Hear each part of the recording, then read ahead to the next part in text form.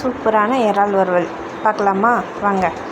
அதுக்கு ஒரு கடாயை வச்சுட்டு அதில் எண்ணெய் வச்சு எண்ணெய் காஞ்சதும் கழுவி வச்சுருக்க இறால் எடுத்து போட்டு நல்லா வதக்கணும்.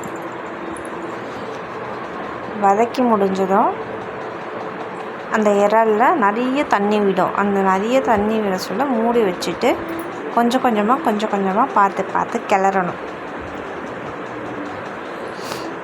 கிளறி மூடி வச்சுட்டு எடுத்ததும் தண்ணி கொஞ்சம் சுண்டினதும் அதில் மஞ்சள்தூள், தனியாத்தூள்,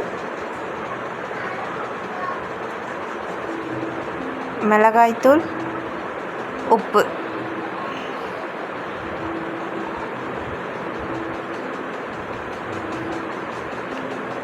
கொஞ்சமாக கரம் மசாலாவும் ஆட் பண்ணிக்கலாம்.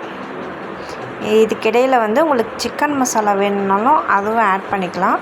லைட்டாக பெப்பர் பவுடர் போட்டு பெப்பரை நீங்கள் இடித்து சேர்த்திங்கன்னா இன்னும் நல்லாயிருக்கும். போட்டு எல்லாத்தையும் நல்லா மிக்ஸ் பண்ணிவிட்டு ஒரு 5 நிமிஷம் பச்சை வாசனை போகிற வரைக்கும் கிளறி விட்டு மூடி வச்சு இறக்குங்க. இறக்குனதும் மேலே கொத்தமல்லி தழையை வெட்டி பொடியாக நறுக்கி தூவி விட்டு பரிமாறும். அட்டகாசமான இறா வறுவல் ரெடி.